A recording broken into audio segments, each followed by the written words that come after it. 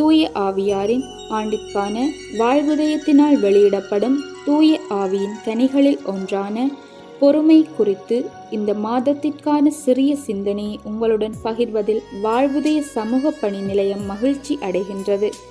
பொறுமை என்பது கிறிஸ்தவ வாழ்க்கையின் முக்கியமான நற்குணங்களில் ஒன்றாகும். அது பலவீனத்தின் அறிகுறி அல்ல, மாறாக ஆவிக்குரிய வலிமையின் வெளிப்பாடாகும். இறைவன் நமக்கு காட்டும் அளவற்ற பொறுமையே நமக்கு பெரிய பாடமாக உள்ளது. நாம் தவறுகள் செய்தாலும் கடவுள் நம்மை கைவிடாமல் அன்போடு வழிநடத்துகின்றார். இந்த இறையன்பை உணரும் போது நாமும் பிறரிடம் பொறுமையுடன் நடக்க கற்றுக்கொள்ளுகின்றோம். இயேசு கிறிஸ்துவின் வாழ்க்கை பொறுமையின் உன்னதமான எடுத்துக்காட்டாக விளங்குகின்றது. அவமதிப்புகளையும் துன்பங்களையும் சந்தித்த போதும் அவர் கோபமின்றி மன்னிப்போடு நடந்தார். சிலுவை பாதையில் நடந்த போதும் அவர்களை மன்னியுங்கள் என்று வேண்டிய அவர் பொறுமையின் உச்சத்தை வெளிப்படுத்தினார். இயேசு கிறிஸ்துவின் வாழ்வு சோதனைகளில் நம்மை தாங்கிக் கொள்ளும் ஆவிக்குரிய வலிமையை நமக்கு அளிக்கின்றது.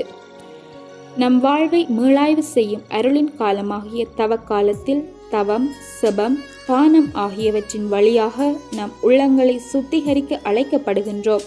குறிப்பாக சோதனைகளிலும் வேதனைகளிலும் நம்பிக்கையுடன் காத்திருப்பதன் மூலம் பொறுமையுடன் எம் வாழ்வை கொண்டு செல்ல இந்த தவக்காலம் நமக்கு அழைப்பு விடுக்கின்றது.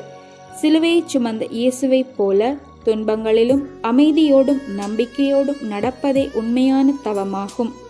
ஆகவே பொறுமையை நம் அன்றாட வாழ்க்கையில் வளர்த்து கொள்ள அழைக்கப்படுகின்றோம். துன்பத்தில் நம்பிக்கையை இழக்காமல் காத்திருக்கும் போது இறைவன் தன் திட்டத்தை நிறைவேற்றுகின்றார்.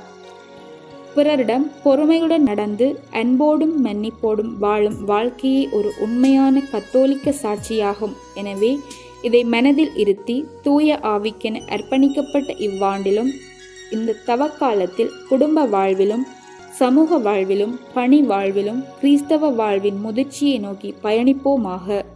பொறுமையில் வளரும் போது நம் வாழ்க்கை இறைவனின் அருள் நிறைந்ததாக மாறும்.